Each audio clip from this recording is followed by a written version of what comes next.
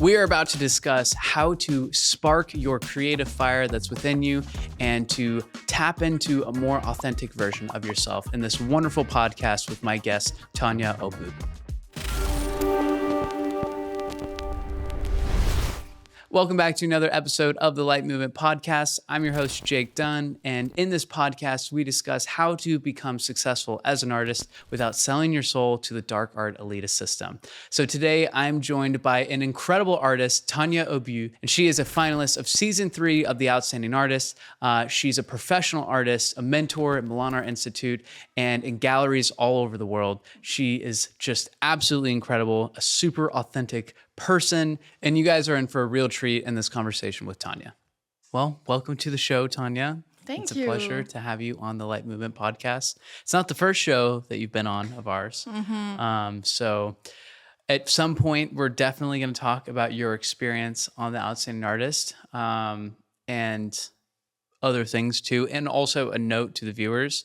If you haven't watched Season 3 of The Outstanding Artist yet, I would watch that all before this because there's definitely going to be spoilers in this podcast.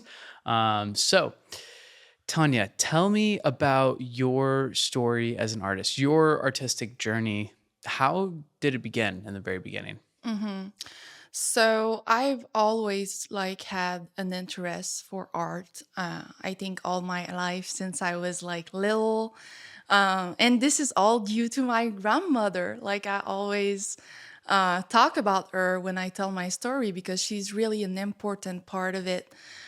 She's the one that, taught me everything in the beginning. And she herself come from a family of artists. So her brother is actually doing really well in the artwork. He's making those super cool surrealism art. And her mother was also an artist. So, they always been that in the family. But she's the only one. My mother is not an artist at all. So I've always shared that with her.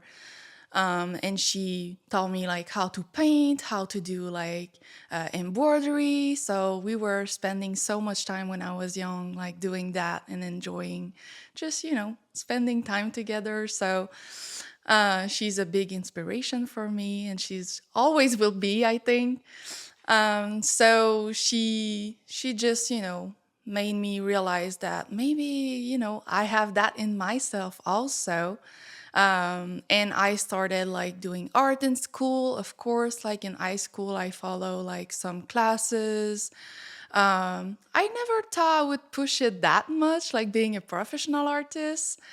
But I've always done project for my friend and family. I've done so many painting for my mom. If you go to my mom, it's probably a museum of all my journey as an artist. So that is really cool. And so I've stopped making art, when I was a teenager. I think it was kind of a time where I was kind of all over the place doing stuff that weren't really artistic. And then I found a job at the grocery store where I worked for 8 to 10 years. So in my early 20s, this was my life basically. And I just thought I would do that for the rest of my life.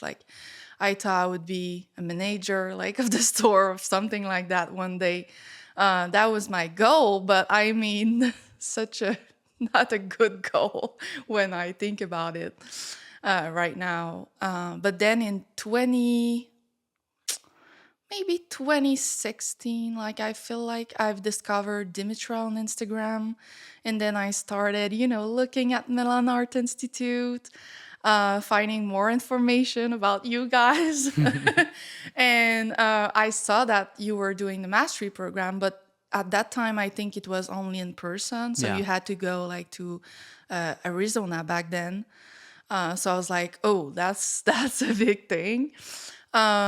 But then it went online. So this is where it started to kind of, play in my mind. And I was like, oh, I want to take it so bad and see where that leads me. So in 2019, this is where I decided to take the program. And I did the program in 1 year. So it took me maybe a little more than 1 year, I think, to finish my portfolio, marketing, building my website. But then it's really in the program that I found, my love for art again, and that I was able to experiment with like all sort of materials that I never thought I would work with. This is where I discovered my love for collage, spray paint, all sort of things. So that was really cool. And then when the pandemic hits in 2020, I was able to just quit my job Wow. and, almost run from the pandemic and just be like, okay, yeah, I'm going to go home and work on my thing. So that was really cool. And yeah, that was just like the best move I ever did, I think, in my life. Like the best decision ever to just quit that and start something new. And my boyfriend was really supportive. He was the one who pushed me. He was like, quit your job, like almost every day, because I was just, coming home exhausted. I was coming home really frustrated about pretty much everything. Yeah. It was really mentally hard for me to keep up, with that life where I had to work a 9 to 5, where I don't know, I felt like off, when you feel like you're not in the right place anymore. And I feel like I belong somewhere else right now. So I decided to listen to him, and I did quit my job. They wanted me to stay, of course, or like to keep some shift here and there just to see, because they didn't believe that I could make it or to make a living out of it. And I was like, no, if I keep like a feet in here, it's going to stop me from, going all for it. So I was like, no, I need to just let that go and start brand new. And this is what I did. And that led me to, be a professional artist. Once I quit my job, actually, I got into a gallery in Ottawa, and the director himself wrote to me and he was like, I want you in my gallery. And with him, Wow. You didn't even apply to the gallery? no, Oh he my reached out to me on gosh. Instagram. Yeah, he kind of, I don't know why. I don't know, Well, because your art's awesome. I know, but at that time I was just like graduated from the program, and I was like, that feels like a scam. I wasn't sure if that was even true. And he bought actually 2 or 3 of my pieces in the beginning. Yeah. And he was like, Tanya, I know you have something in you. And he was the first to really believe in my art. Wow. And that kind of, I don't know, that shifts something in me. Like I felt like, oh, okay, maybe something's happening and I need to trust, life, and just to let life surprise me. So I decided to embark with him at the gallery. I sent him, like, I think it was 10 to 12 pieces in the beginning. And he sold like 20 pieces, I think, in a year. Wow. Which was, at first, I mean, 20 pieces doesn't sound a lot, but like, No, it's a lot. yeah. And for Yeah. me, I was like, oh my gosh, like, and he was selling like that, my work. It was crazy. So, I feel like he really believed in me, but now the gallery is closed, sadly. But I'll always be grateful to that person. And he's an artist too. So he was aware of like, what I was going through, being an emerging artist, all of that. So that was really cool. It was sort of like a mentor in some ways, because he knew like the gallery world, and he also introduced me to other galleries. So that is also cool, where I got into another gallery because of him. So I'm really, really grateful to have found these people, and that wouldn't have happened if I would have stayed at the grocery store. So Yeah. Oh my gosh, that's so crazy. yeah. So how long did you think about quitting before you actually did? Like, how long was it from when the thought first came in, or your boyfriend first told you you should quit and pursue your art, until when you actually did? I think maybe 6 to 8 months. And I remember like when I went to my boss at that time, and I wanted to, give him my notice, like I'm gonna quit, and he was just placing stuff in the refrigerator, barely listening to me. Like I was like, "Do you want to go into your office? Like I feel like this is maybe a conversation that we should sit and talk about it." And no, so I was like, "Okay, I'm just gonna say it here. Like I'm gonna quit." And he was like, "Oh, okay, are you sure?" And that was it. So that at that time, I realized, even though all those people are good, the people I've worked with, I really appreciate those person. But I get that for them, maybe it was hard to see me like make that move, and just maybe they just thought like I was crazy or something like that. Yeah. But at that time when like I gave him my notice, like, between two refrigerator door, I was like, why am I doing, like, what am I doing here? Yeah. Why am I here?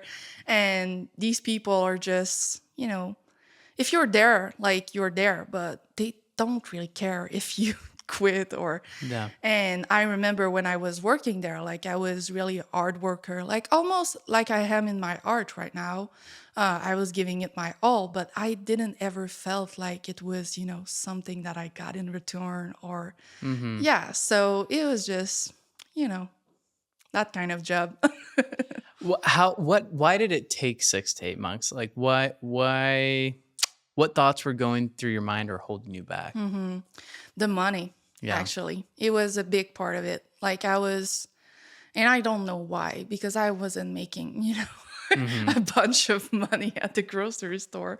I was working like 40 hours a week and making maybe $450 a week. Wow. So basically just barely over $10. Barely over the And we're minimum talking wage. Canadian Yeah, dollars too. barely over the minimum wage. So that wasn't a lot. But I was holding on so much to that paycheck, and I was like, oh, what are we gonna do? And my boyfriend was like, let it go. Like I'm gonna be there for you. Like I'm gonna support ourselves. Like that's gonna be fine. And I think when I decided also to start my Instagram for my art, and that I was able to sell like quite a few pieces that I did in the program. This is where I was like, oh, okay, maybe I can just start selling those pieces, you know, and kind of save some money. And then that's going to make me feel confident about quitting, because I'm going to have some savings and we're going to be able, because it was just in my mind. Like it wasn't like we were poor or something like that. It was just me that was holding to like $400 a week. So that was a bit ridiculous, I feel like. Mm-hmm. But when you're in that mindset for so long, It's a just, guaranteed paycheck. yeah. Yeah. And you're just, I don't know, you're just, in that life, and you don't think that there's other way to make money. So yeah, I was able to sell like almost all my work that I did in the mastery program. So that was really awesome. Some of my family bought some, friends, even coworkers at the grocery store. Some did buy some piece, so that was really cool, and that helped me to save money. And then I was like, okay, I'm gonna do it. I'm quitting. So but this was scary. Like I feel like this was a big change in my life. In the lifestyle also, because I was working with so many people, and then it's just you in the studio. So that's, Yeah, and you're a very social person too, even just watching The Outstanding Artist, and we were just talking about it this week too, like painting alone versus painting with other people, it's Yeah. it's a different experience. Yeah. There's it's hard to find public studios or studio spaces. Like, But that's something I would love Yeah. to I don't know, I'm saying create. Like that's another dream of mine, honestly, to have like, I would love to have a studio where, I don't know, artists can maybe rent a spot, and then like we all paint together, because that's so inspiring. Like is. that is so inspiring. And the art is inspiring when you see someone, even though their art is not your kind of stuff. I feel like I'm inspired anyway. You know what I mean?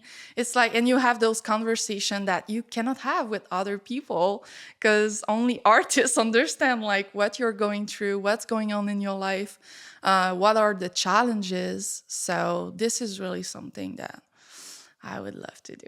Yeah. Oh my gosh. Yeah, it would be so cool. Yeah. Let's talk about that more later.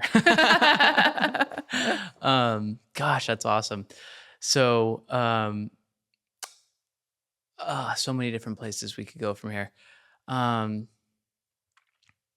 When was the first time that you feel like you made a painting that you were like truly proud of? Um, because that happened, I feel like at the end of the program. Because during the program, I started my portfolio with like some pieces.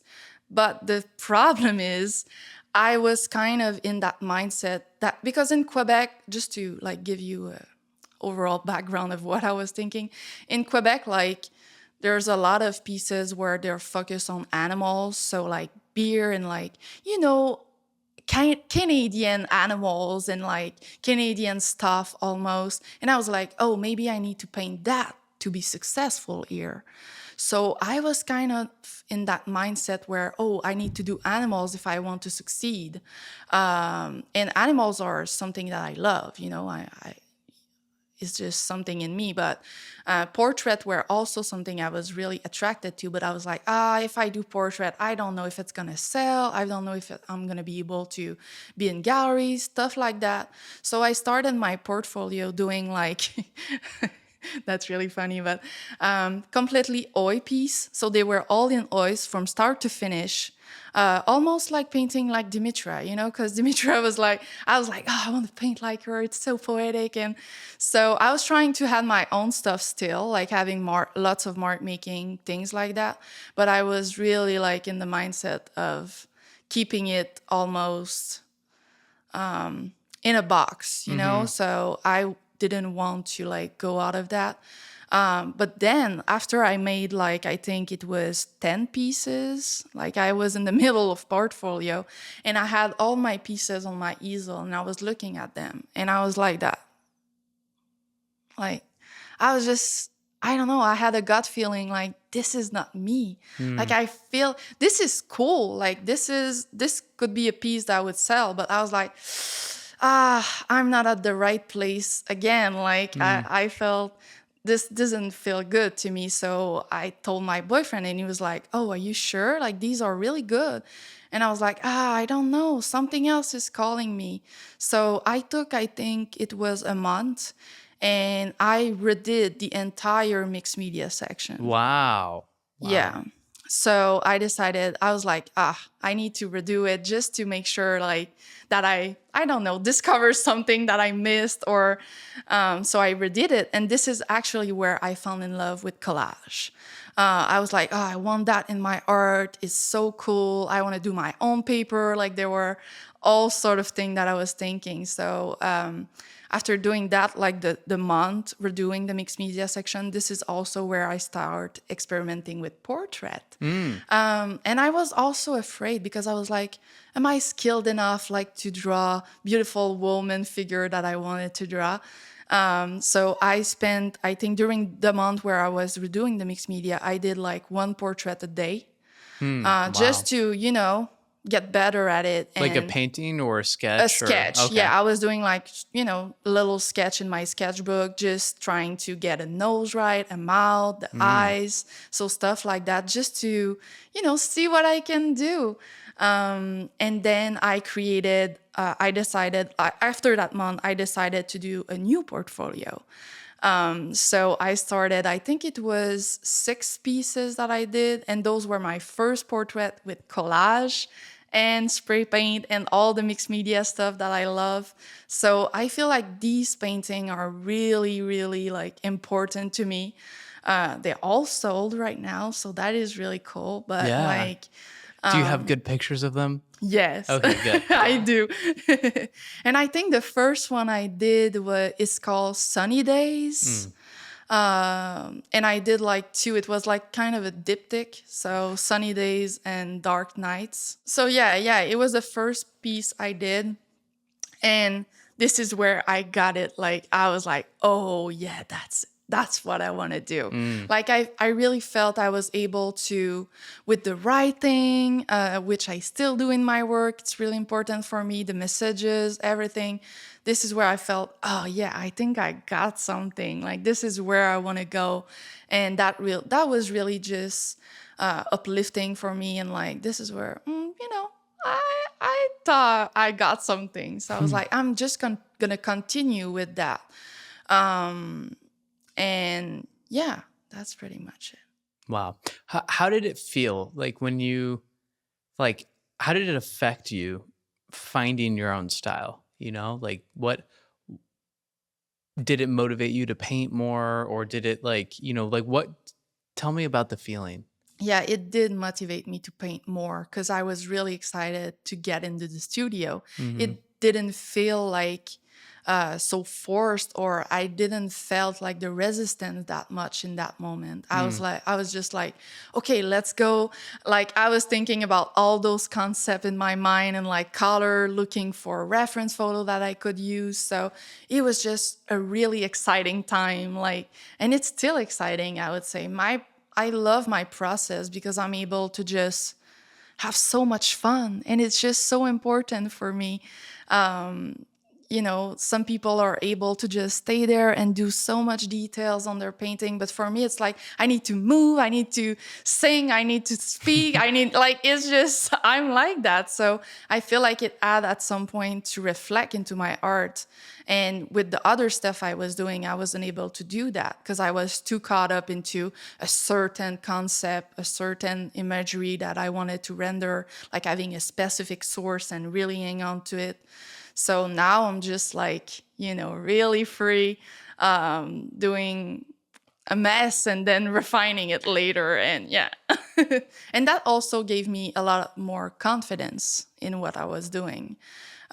Also, like when I start, to see that people are like, oh, that's really cool. That's really interesting. And how did you do that? So, when people start reacting also to it, you're like, oh, yeah, that's just the best feeling ever. Yeah. So cool. Tell me more about like the actual process of like how you found your style. Like obviously there's, the whole mastery program, which like helps you with that entire process and, has all the videos and questions and everything that like kind of walks you through that. But then, as you said, a lot of people, or not a lot of people necessarily, but you wanted to paint like Dimitra, right? At the first time through. Yeah. Right. And what in the second time through kind of shifted for you?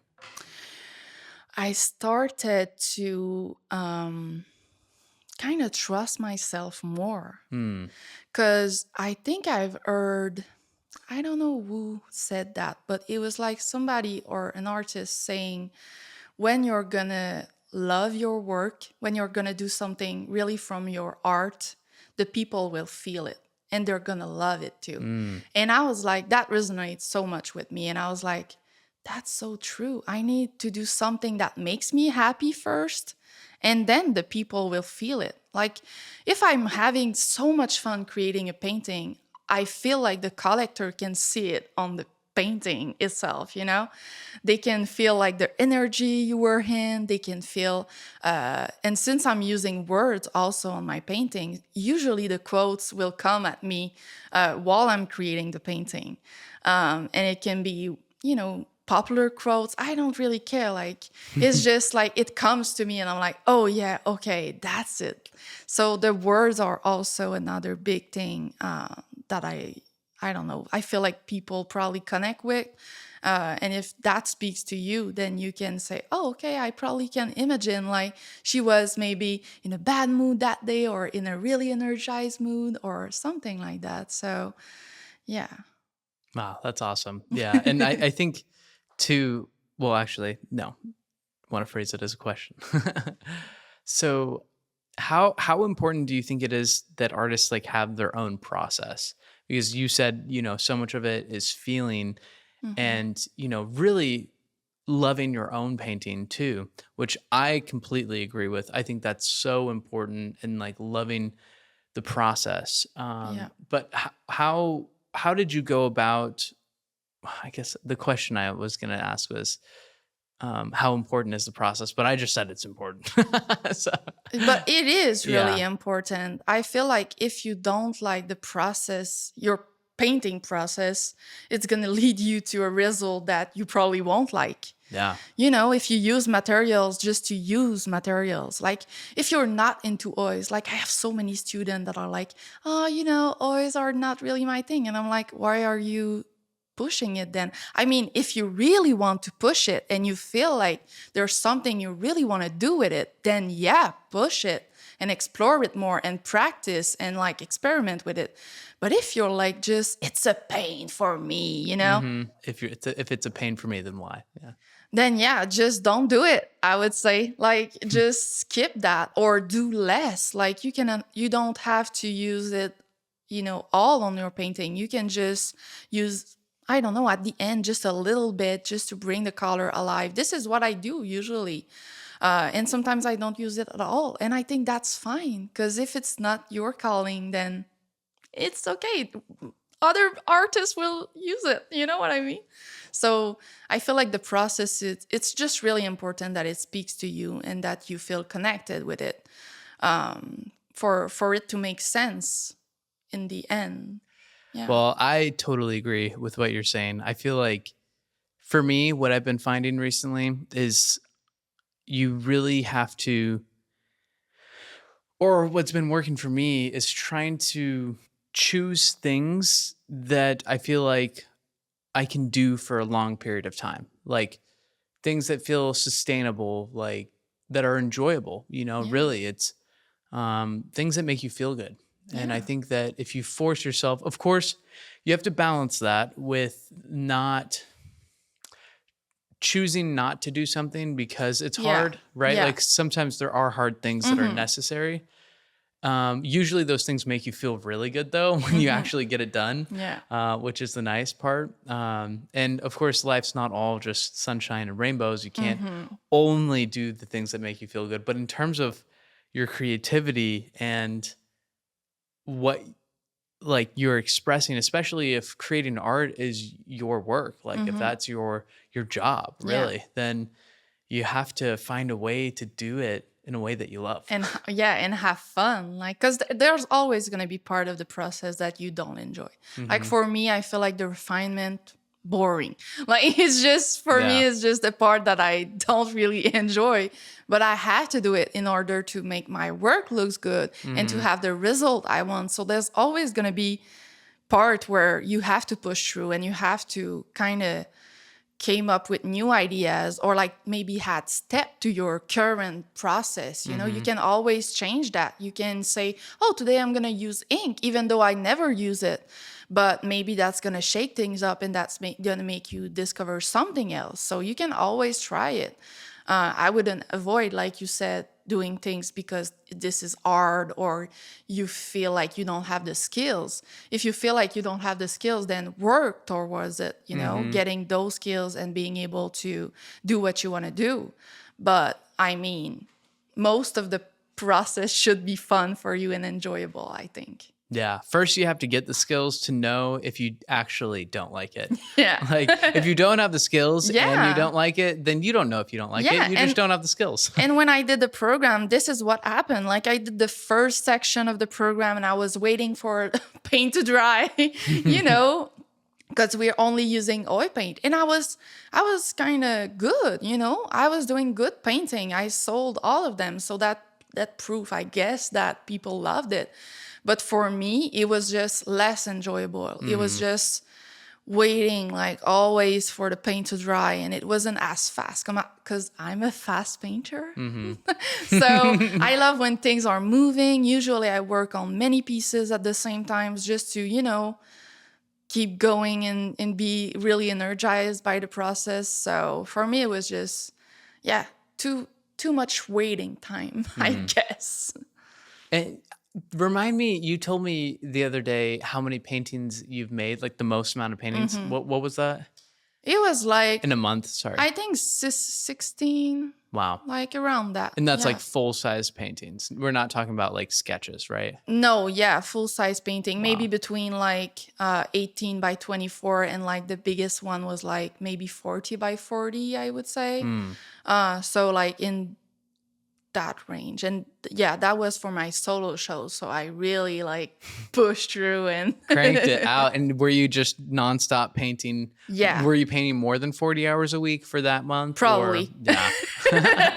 You're Like, not counting. You don't have to clock in. So but no, yeah. and the time goes like it passed so fast when you're in the studio and you're just in your own bubble. And I remember my boyfriend was coming to my door and was like, "Are you coming like at any point? Like, am I gonna see you?" And I was like, it's just, I'm just so in it. I need to continue because because that's another thing. Like, if I stop creating for like, I don't know, 2 or 3 days, then it's really hard for me to get back into it. Mm. So I love to like be consistent, and like it could be just make a sketch, like, one day, and then just make little thing, prep some painting or things like that. But I need to go into my studio every day. It's really important for me just to be consistent, be productive, and that just helped me to, I don't know, for me it's just I have this fire going on and I need to,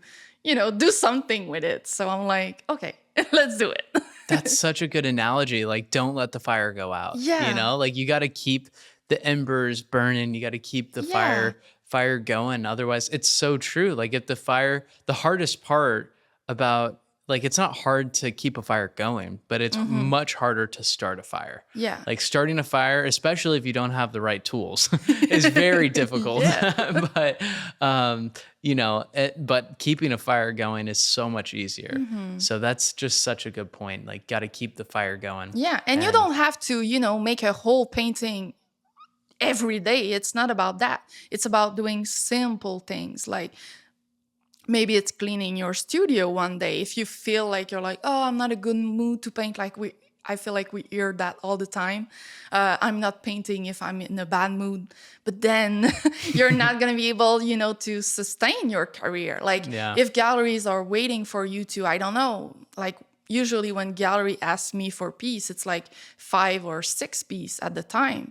So you kind of have to be productive, and if you love what you do, then I feel like it's not that big of a deal to be in the studio every day. It's like I was going almost every day at the grocery store, and I was there most of the hour in my day, and that wasn't a big deal. So why would that be a big deal to go in the studio every day? yeah, yeah. Do you feel like when you create, was it at first more draining for you than it was to work, a simple job like, going to the grocery store? Or did you feel like it gave you more energy? It definitely gave me more energy because, Awesome. and especially like at the end, working at the grocery store, I was just always mad. Like I was just Mm, always thinking about painting, always thinking, okay, what am I gonna do when I come home? I think I'm gonna start something or do a sketch. Okay, yeah. So my mind wasn't in the right place at that moment. So when I quit my job, of course, it took me like maybe 1 month or 2 months to get used to being alone with myself. mm. But after that, I was like, best thing ever. Yeah. Do you mind if I ask like how much you had saved up before you quit? It wasn't that much. I think maybe 2,000. Okay. So it basically, and your boyfriend was working at the Yeah, time. yeah. He Hmm. worked full time, so yeah.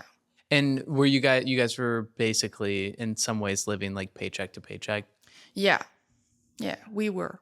So, okay, I can definitely understand how that would be tough then, because you would almost have to like immediately start replacing the income in order Mm-hmm. to, you know, make that leap. But how long did it take you to like from when you quit to when you were, full time in painting? How long did it take you to replace that income? I would say since I got in the gallery really quickly, and I don't know if I got lucky, I'm really grateful. Mm-hmm. But like it didn't take that long. And that was just, I don't know if like life was waiting for me to do that move, but it felt really surprising to me. But I was able maybe like 4 months, 6 months Wow. to have like, and to do more money than I was making at the grocery store. Mm-hmm.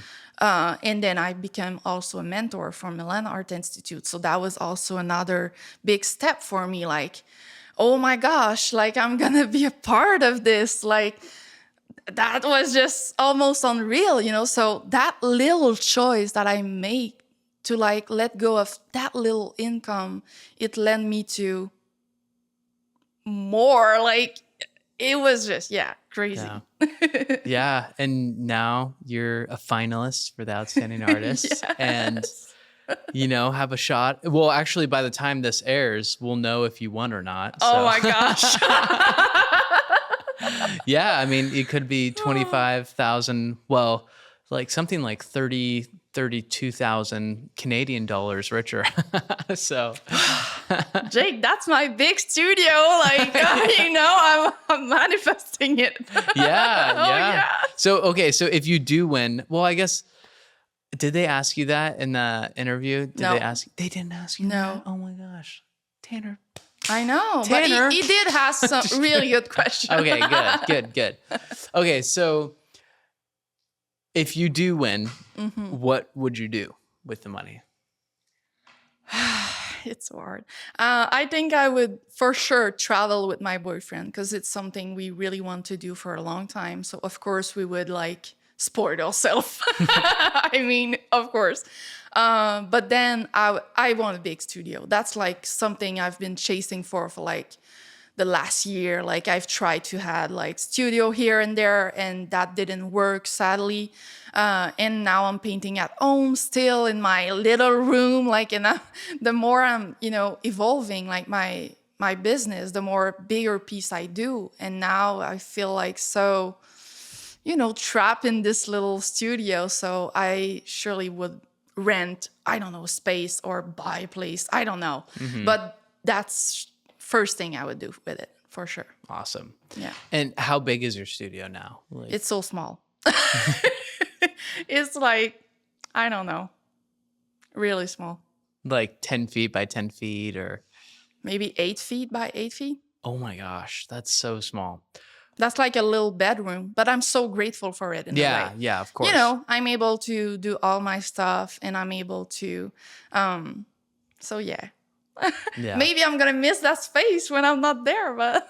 It's true. And, honestly, like it's not like it helps so much having a big space and especially if you utilize it well and, having all the materials and having, all the canvases and having all of the things that extra money affords you, in terms of your artistic and that would just journey. That would just like, because there's canvas everywhere in our apartment right now. Like it's just there's boxes of canvas, paintings.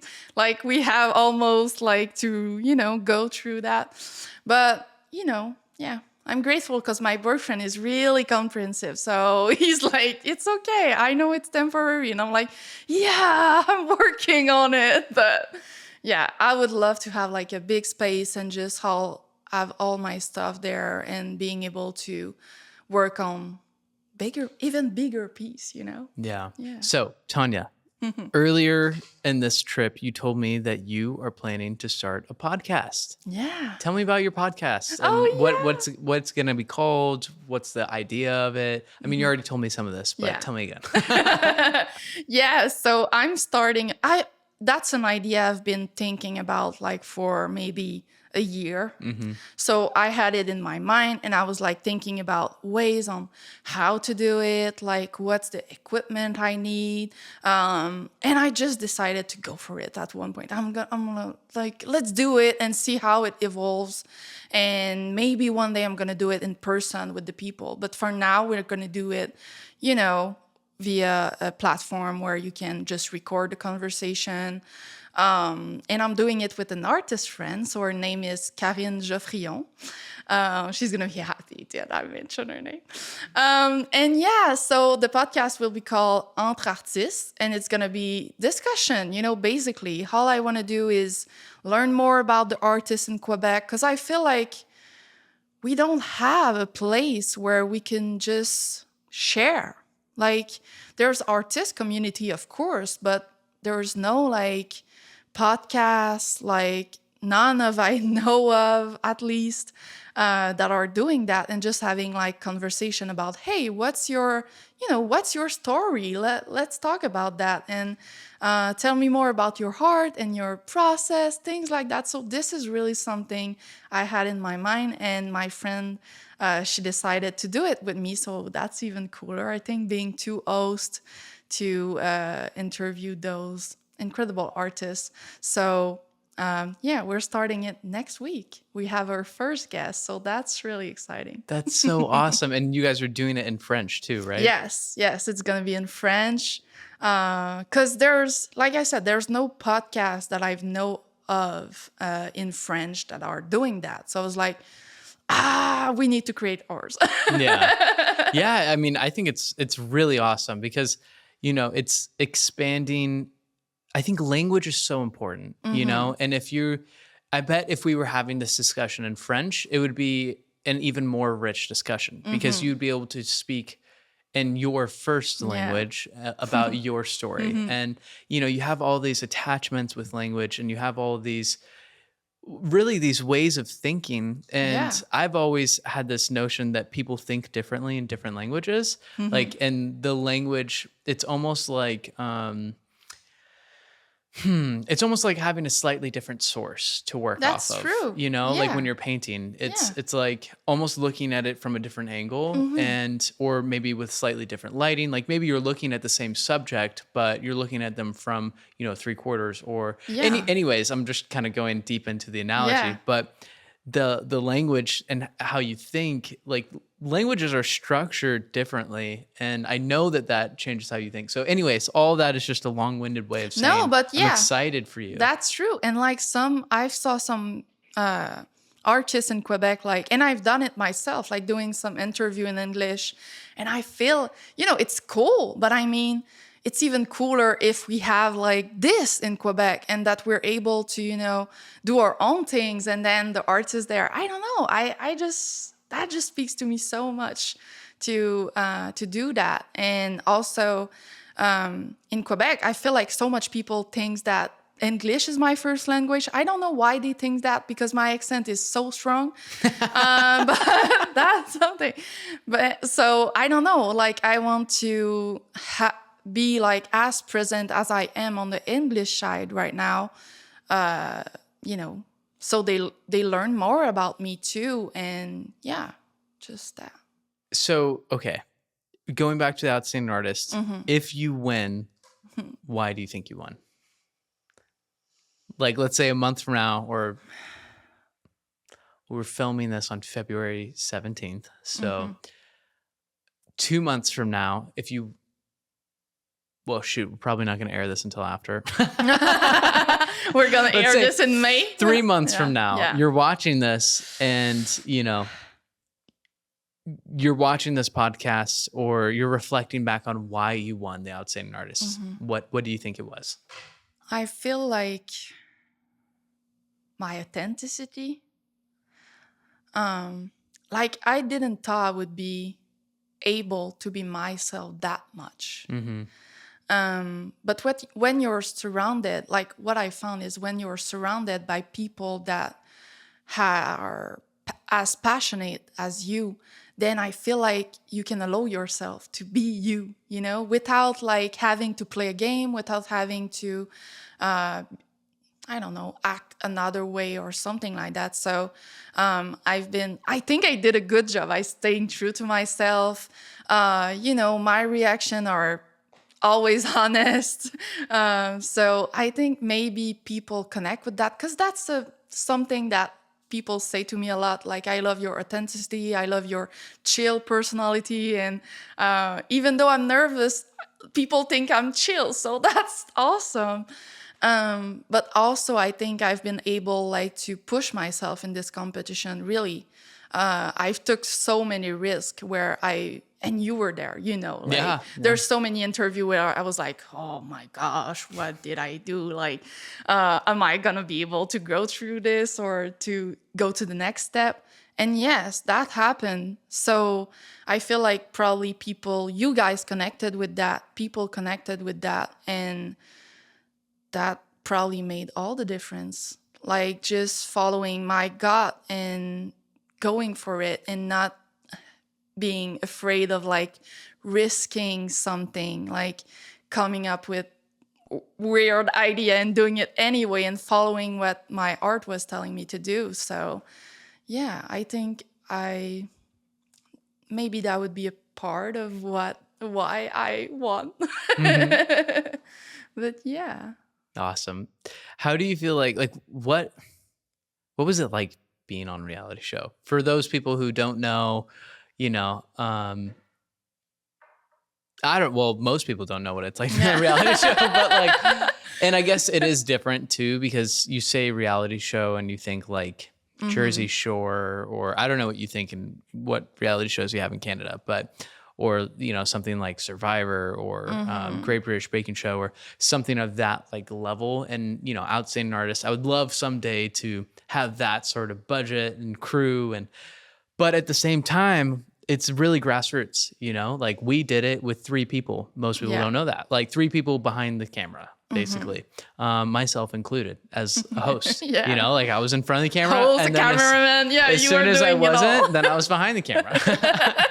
And I was behind is in every single interview, and but anyways, what was it like, I guess, being on camera and having so much of your life captured for a whole month straight?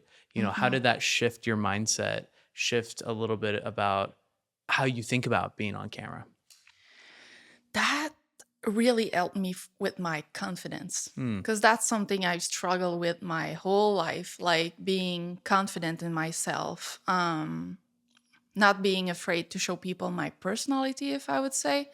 That's also something that maybe I still struggle with it sometimes, but like when you see yourself in a situation where you know that I was away from my family. This was my first trip ever, first time taking a plane, like being on a flight alone. That's right. Yeah, that was just so many like first time things, first time being with people that only speak another language than mine. I was like, what am I going to do if nobody understands what I say? And my English back then, I feel like it was, not as good as it is right now. So that was also a stress for me. But I decided to go for it anyway. And I, like because I watch every episode, like I'm a fan of the show. So I just love seeing myself. Because sometimes I see myself like, and I say something, I don't know, in the interview or something like that. And I laugh, like I laugh with me. Like it's just but it's so funny. And I just think, oh my gosh, I'm so proud of myself that I did it anyway, that I showed up and that I was able to push through my fear and just, not overthink it almost. Of course, that was weird at first, like being in the camera and all, but I didn't felt it that much. Like with all the other girls, I tried to, really think that there were no camera at all. And we were just all painting for fun almost. And that has helped me a lot. But I'm really not as afraid as I was, from the camera. Yeah, I think that's so true. And I mean, it's just like painting, really. Like if you treat it like it's fun and you treat it like, you're just doing what you would want to do anyways. Yeah. Like we're just having a conversation like we would have anyways. Yeah. There's just, a start and a finish to it, I guess. Yeah, and you get used to it. It's not like, because maybe the first day, like you're gonna be like, okay, I need, to be really, I don't know. I wouldn't be able to play a role, but Yeah. I mean, maybe you're like, maybe some people in the beginning, I felt like we're like, oh, okay, I need to, be careful with what I say, Yeah. but then after like 3 days, you're like, oh, this is it. I'm like, you're saying all you're thinking. So that's just funny. But yeah. And the confidence, again, that's a big thing. Like after the Outstanding Artist, this is where I start doing live on Instagram. I started doing live on TikTok, started showing myself more. I had my first solo show. So that just led me to have so much confidence in me, in my story, my art, and what I wanted to, people to get from it also. So yeah. That's awesome. That's so good.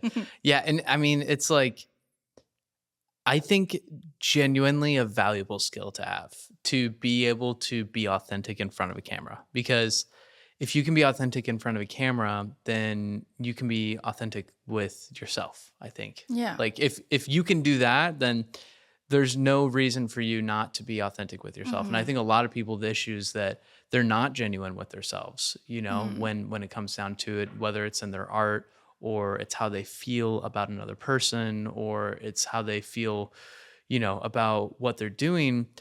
Being able to have that self-reflection and self-understanding is a treasure, Yeah. Yeah. And you can acquire that skill through filming. You can do it through anything, really. I think And writing also, yeah. I felt really like, you made me really comfortable. Good. Like in the interview, like the crew made me comfortable. Like there was no moment where I was like, oh, I need to act a certain way. Like I cannot be the Tanya that everybody knows. And my grandma watched the show. She loves it. And she always called me when she finished an episode, and she's like, I don't understand a word, but I recognize your expression, and I know when something is, and I know when you're mad, let's say, or I know when you're not happy, and I know when you're really happy. So that's just so funny, I think, like just to, I don't know. Yeah. Man, we need to get YouTube translations or something. Like that's awesome that your grandma watches it. Yeah. Man, it would be so cool if we had like a whole French version of it, and Yeah. Italian, German, Spanish, Yeah. all these different other languages. But on YouTube, she can put like the caption, subtitles, though. yeah, But good. she says that sometimes it's not like accurate, but Yeah, it's auto-generated. yeah, so. she loves it though. I actually think they're coming out with like an AI feature where they will use like AI to overdub it cool. for you in different languages. But she started, my grandma is really, she's in another world. I don't know. She's so cool. Like I bought her an iPad like maybe 3 years ago, and she's so good with it. Like I don't have to explain to her anything. She can do her grocery, they deliver her. She's doing all her bank stuff on it. And she started recently watching a show in Korean. And she watched it with like the subtitle, but I'm like, why are you watching a show in Korean? And she's like, I don't know. I love the culture and there are really cool people and I want to learn more about that. And I'm like she's 81. That's awesome. She's just, yeah, I love her so much. On another level. That's awesome. I love that. How was filming the show different than you expected? Or what expectations did you have? For a thing that was really funny, and I don't know why I thought that, but we were going to Greece to film that, okay? And in my mind, because I watched the other 2 seasons, and I was like, oh, we're just gonna paint like random stuff. So when I arrived to Greece, and then the first challenge was to paint like a goddess. And I know, honestly, I know nothing about Greek mythology. So every challenge had a little bit of that, you know? And I wasn't expecting it at all. I was like, we're just going to be able to paint abstract and animals and like choose the subject we want to paint.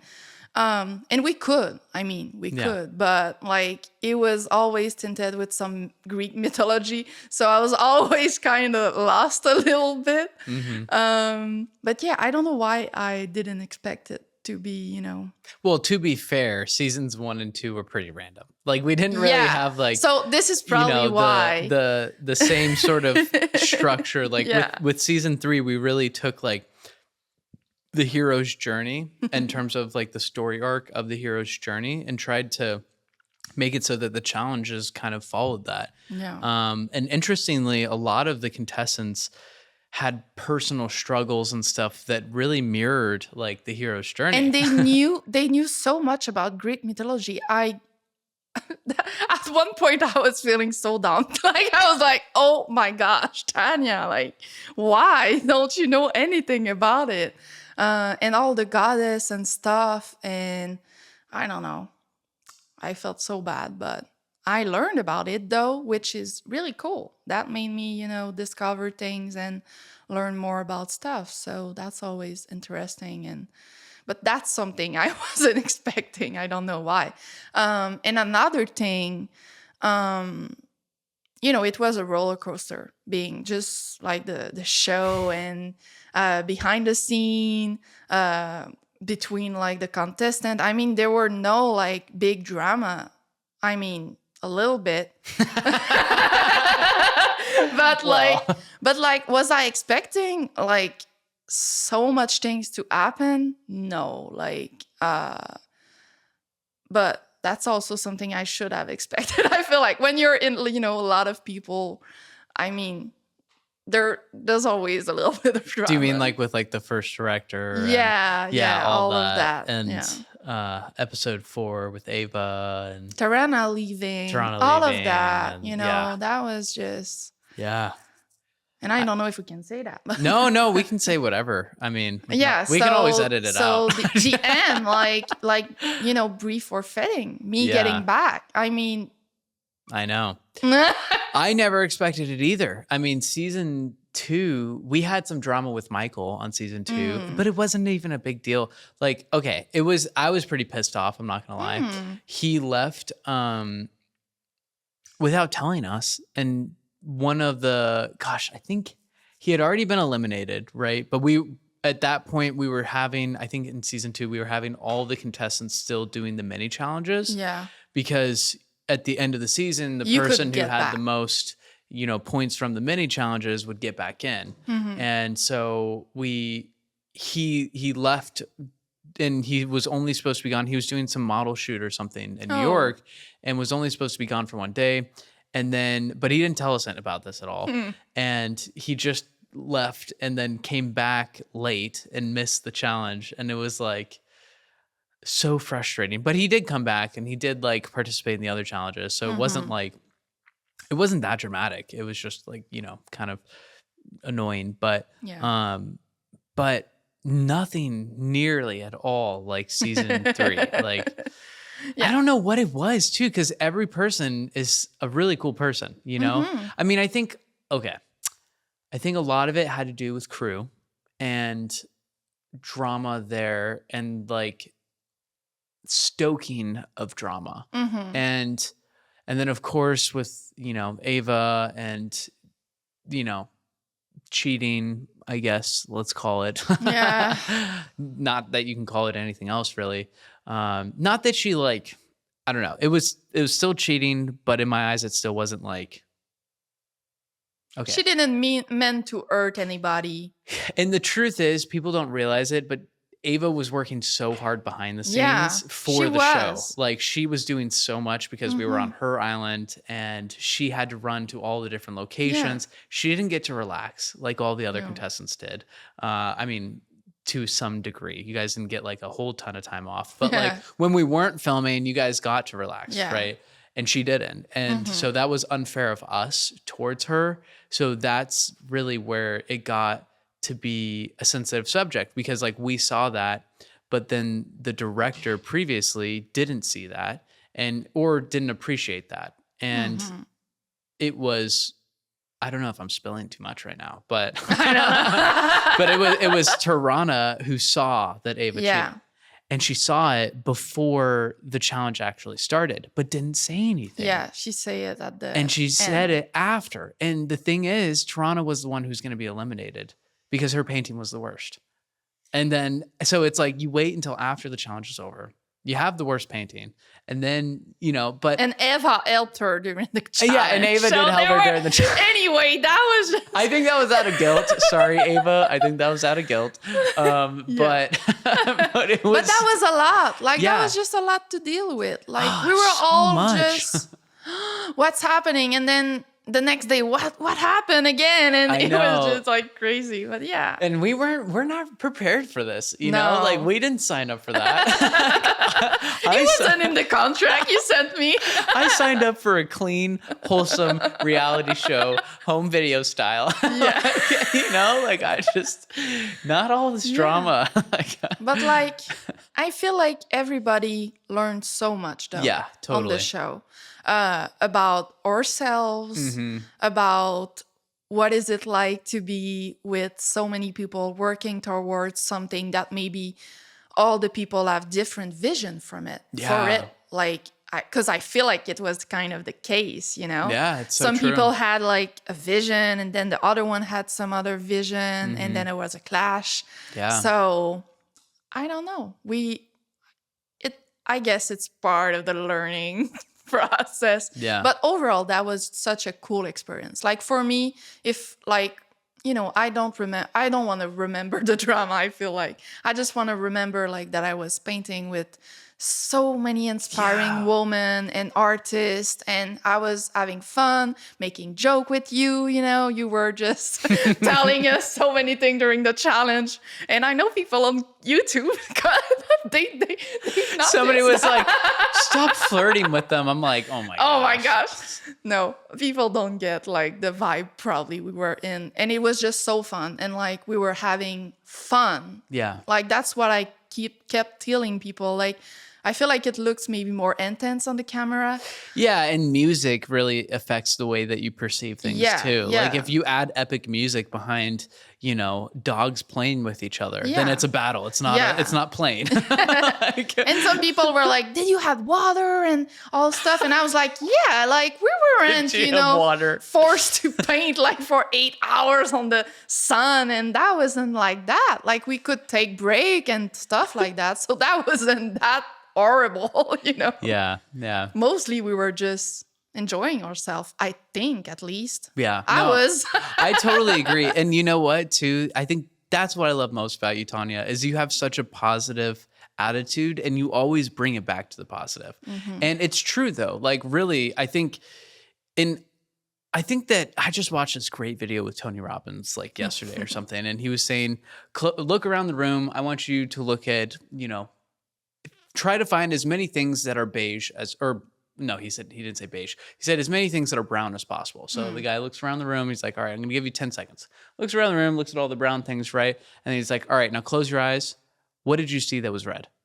And he's like, nothing, right? Because you were looking for brown, right? And then close your eyes and now open your eyes and look around for red. Okay, you see red things everywhere, right? And then he's like, and the thing is, you probably even lied to yourself a little bit, and maybe you counted that burgundy thing as red. Maybe you counted that pink thing as red, right? Because you're looking for red and you're telling yourself, I want to be, you're thinking to yourself subconsciously, I want to be successful. So, okay, that's red. That chair, we can call that red. We can call that's red, all these different things are red.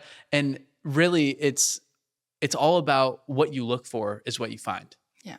And so if you look for the positive things like you do, and you have this outlook that things are fun, no matter what the situation is, we can make it fun. It's going to be fun if I want it to be fun, and I want it to be fun. So we're going to have a good time. It's fun. Yeah. Right. Then that's what's going to happen. Yeah. Our mindset, I feel like. And honestly, in my childhood, oh my gosh, do I want to go there? My father died when I was really young. I was 2. He committed suicide. So, that didn't affect me, a lot in my life. But I had a stepfather who also died 5 years ago, and he was an alcoholic. So I was kind of, always surrendered in my life by people that let like the darks in their life take over everything, if I could say it like that. Yeah. So the more I get older, the more I pursue my passion, the more I'm surrounded by people that are as passionate as me. And I just realized like, I want those people in my life. I want the people that when they see like it's raining, yeah, but there's going to be a rainbow after that. This is Mm-hmm. what I'm chasing for now in my life. Yeah. And like, I mean, seeing like a person destroying almost her life with like alcohol, or whether it's drug, or whether it's things like that, I feel like it makes you realize like how important it is to take care of yourself, to take care of your mindset, to be aware of like, what am I feeling right now? And just to, be really conscious about like how those things could affect you in a way. Hi, Cyrus. But yeah, just how those things could affect you like in the long term. So like losing those two paternal figure in my life, that was hard. I had like my grandpa, and this is probably why my brother is so important to me. Milan. Because and my mom, like we are a small family, but these person are as strong as I am, because we went through those same challenge. We went through, those difficult time where we saw people that were struggling, and we try to help. But like when somebody doesn't want to get better, then what can you do? So this is probably why, as I get older, I kind of chase the positive, and I'm like, there's always going to be a brighter side to things. And if not, then that means that maybe you weren't on the right path. Yeah. Or like you weren't following, like, I don't know, I'm getting lost in my thought now, but it's just like, because like I did drug, in my earlier childhood and teenager, not childhood, but like teenager like days. And that was bad. That wasn't me. I was just like doing that to forget about things. And that's not what you have to do in life. I feel like if you want to be, like we said, authentic, if you want to be successful, or to have a good like life habits, and to be happy in life, you have to be true to yourself and to face those demons in your life, and to say like, okay, I'm gonna face them, I'm gonna also live with them and learn why is it affecting me. And when you learn why this is affecting you that much, then you can just break free of all those things that are holding you back. I feel like that was that for me. And art was a big part of me, like recovering from all of that, like taking the mastery program. Meeting my boyfriend was also a big step in my life, where I knew that maybe the friend that I had back then weren't the people that were going to inspire me in a way, in a positive way. And this is why right now, because I had to let some friendship go. I had to let some people go in my life. And of course, that hurts, because you see those people maybe and you would like to do something for them, but you cannot. So you're just like, I'm not going to hang in there with you and be in the dark as always. I want to get somewhere. I want to do something with my life. So I'm just going to, make choices that are hard, probably. And that will break my heart in a way, because that happened, but you have to do it. You have to do it for your own good. You have to do it for you to get somewhere, because you cannot hold on to those people that are, that have those habits that you don't want anymore. Yeah. If they don't want to drink the water, then they won't. Yeah. Yeah. And that's hard to let them go. But I mean, you have to do it. Yeah. That's really good advice. And I think it's a very powerful. Well, first of all, I want to thank you for being vulnerable and for sharing your story.